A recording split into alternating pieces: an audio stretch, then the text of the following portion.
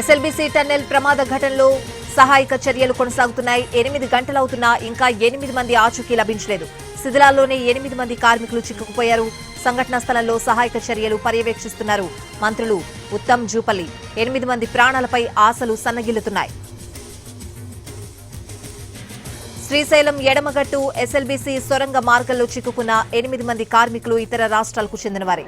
పంజాబ్కు చెందిన జర్వి సింగ్, జమ్మూ కాశ్మీర్కు చెందిన సన్నీ సింగ్, ఉత్తరప్రదేశ్కు చెందిన మనోజ్ దోబే, శ్రీనివాసులు, జార్ఖండ్కు చెందిన సందీప్, సంతోష్ జట్కా ఇరాన్ చిక్కుకుపోయారు.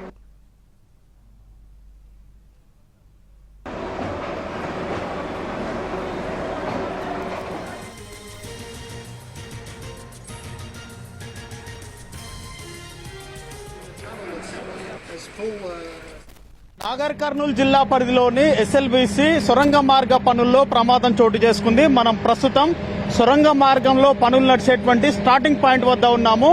ఈ పనులన్నీ కూడా జయప్రకాష్ అసోసియేట్స్ లిమిటెడ్ కి సంబంధించి ఒక కంపెనీ పనులు నిర్వహిస్తుంది. అయితే ప్రతిరోజు కూడా మనం చూస్తున్నటువంటి ఈ టన్నెల్ మార్గంలో రైలు బండి మాదిరిగా ఉన్నటువంటి వాహనంలో లోపలికి వెళ్లి కార్మికులు విధులు నిర్వహిస్తారు. ఈ కార్మికులతో పాటు కొంతమంది ఇంజనీర్లు, అప్పుడప్పుడు కొంతమంది ఉన్నతాధికారులు కూడా వెళ్లి అక్కడ పనులు పర్యవేక్షిస్తుంటారు. ఈ క్రమంలో ఈ రోజు ఉదయం యథావిధిగా పనికి వెళ్లినటువంటి క్రమంలో పైన ఉన్నటువంటి మట్టి కుప్పలు విరిగిపడి దాదాపు 3 మీటర్ల పొడుగున ఉన్నటువంటి సిమెంట్ బ్రిక్స్ కూడా కూలిపోవడం జరిగింది. ఈ క్రమంలో లోపల ఉన్నటువంటి దాదాపు 40 మంది పనికి వెళ్ళగా 32 మంది వెనక్కి తిరిగి వచ్చినట్టుగా ఇక్కడ ఉన్నటువంటి కార్మికులు చెప్తున్నారు. 8 మందికి సంబంధించినటువంటి ఆచూకీ గల్లంతైందనే స్పష్టంగా పేర్కొనవచ్చు. అధికారికంగా మాత్రము వారికి సంబంధించినటువంటి సమాచారం ఇక్కడ ఉన్నటువంటి అధికారులు ఎవరు చెప్పకపోయినప్పటికీ కూడా ఒకవేళ లోపట కార్మికులు బ్రతికే ఉంటే వారు స్వతహాగా నడుచుకుంటూ వచ్చినా కూడా ఇప్పటి వరకు బయటికి వచ్చేవారు అని చెప్పేసి తోటి కార్మికులు చెప్తున్నటువంటి పరిస్థితి.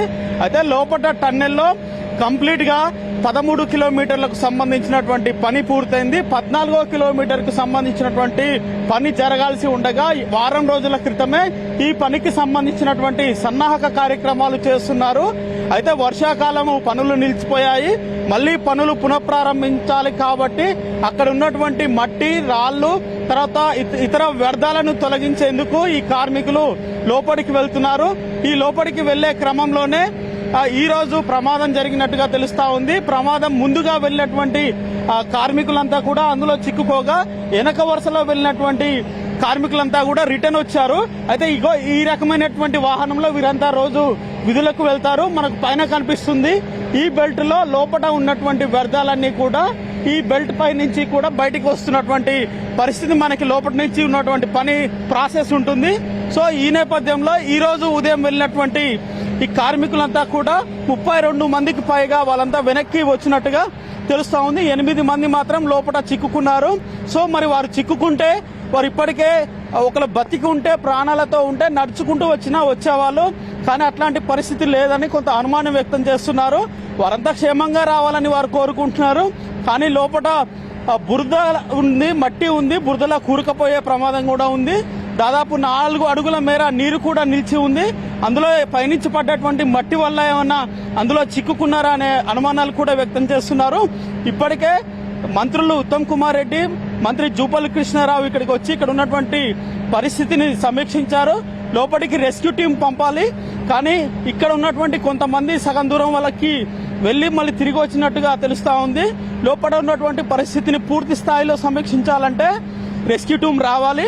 సో ఇప్పటికే సింగరేణికి సంబంధించి రెస్క్యూ టీం ని రప్పించే పనిలో అధికారులు ఉన్నట్టుగా తెలుస్తా ఉంది. అయితే లోపల కంప్లీట్ గా 13 కిలోమీటర్ల మేర శ్రీశైలం ప్రాజెక్టు నుంచి లోపలికి పని జరిగింది. ఈ 13 కిలోమీటర్ల మేర కూడా లోపల మట్టి నాని ఉంది, నీటి చెమ్మ వస్తుంది, మట్టి పొరలు కూలుతున్నాయి. మరో పక్క డ్రిల్ చేసినటువంటి సిమెంట్ బ్రిక్స్ అన్ని కూడా కూలుతున్నటువంటి పరిస్థితి ఉందని చెప్పేసి ప్రాథమికంగా అధికారులు నిర్ధారిస్తున్నారు. ఒకవేళ నల్గొండ నుంచి వచ్చేటువంటి పనులు మాత్రం 20 కిలోమీటర్ల మేర పూర్తయ్యాయి. అక్కడ శిలలతోటి ఉన్నటువంటి లోపల మట్టి పొరలు ఉన్నాయి కాబట్టి అవతల పక్క ప్రమాదం ఏం జరగట్లేదు, సజావుగా పని సాగుతుంది. అటువైపు నుంచి ఈ మొత్తం 40 కిలోమీటర్లకు పైగా ఈ పని జరగాల్సి ఉండగా ఇక్కడి నుంచి 13 కిలోమీటర్లకు పైగా పని జరిగింది. 14వ మైలు వద్ద ఈ ప్రమాదం జరిగినట్టుగా తెలుస్తుంది. రెస్క్యూ టీం వస్తే ప్రస్తుతం లోపల ఉన్నటువంటి పరిస్థితి తెలుస్తుంది. ఒకవేళ వాళ్ళు బతికి రావాలి, ప్రాణాలతో బయటికి రావాలని చెప్పేసి మనం కూడా కోరుకుందాం.